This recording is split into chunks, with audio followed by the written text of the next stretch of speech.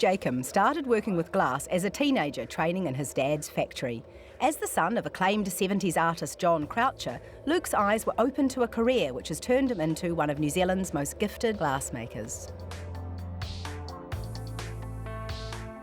My father got me into glass in about 1995. I was drawn to it because it seemed like it was a material that I could express ideas with, but also it was an interesting medium to work with because of the different people that I met working around the world that were working with glass. It really inspired me that there were all these people working in this one discipline, but they all had completely different aesthetics and style and form. It was kind of like a spider's web. It just eventually kind of sucked me in, and then I was caught. And I've really loved it ever since. Do you go again or not? Yeah, I can do that again. It's just amazing how you can take something that's completely liquid and in motion, and then within a minute it's set up and it's not moving anymore, and you just have this small window in time where you work with it, and you have to, well, for me, create something that's quite mathematically perfect out of it. Luke uses both cast glass and glass blowing techniques for his designs. Casting is a process where you make moulds and you pour the glass into it, whereas glass blowing is all just hands-on process, and you work with the glass while it's hot.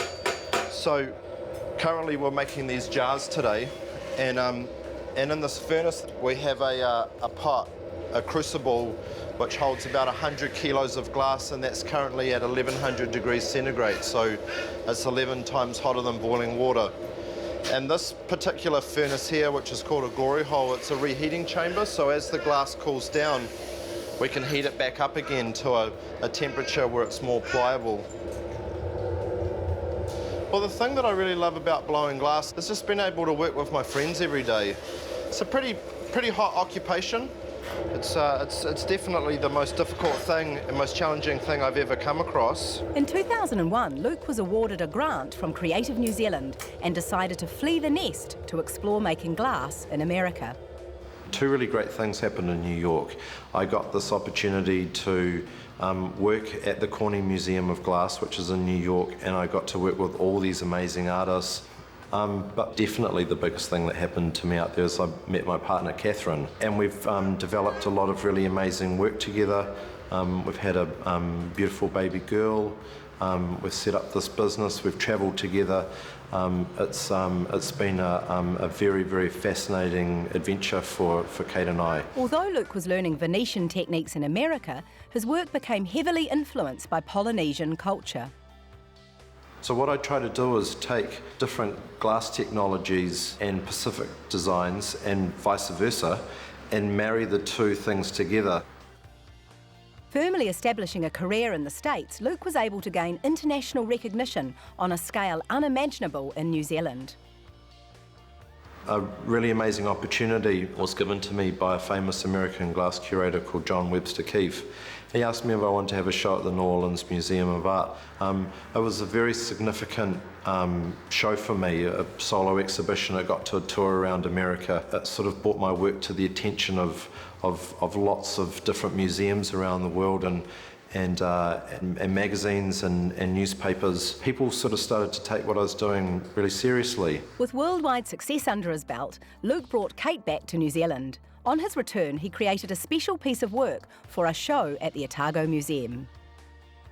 The idea behind the canoe is to be able to cast a net upon you. So what we did is we took a very ancient technique called reticello, and that literally translates to little network. So when you look at the design of the canoe, you can see this netting pattern, and that was a technique that was developed in the Renaissance period, 16th century, which is actually the most difficult of all of the glass-making techniques. There's only a few people in the world at the moment that can competently do this technique. And then we actually took another element that looks like a sort of a herringbone. When we put that technique together with the fishnet technique, it sort of takes on this very Polynesian aesthetic. So it's amazing how, without even trying, this stuff just sort of seems to come out of me. Because I'm unlike a lot of other glass makers, I make a lot of my own colours. I try to technically push the envelope a lot further, and I get quite catastrophic and dramatic failures.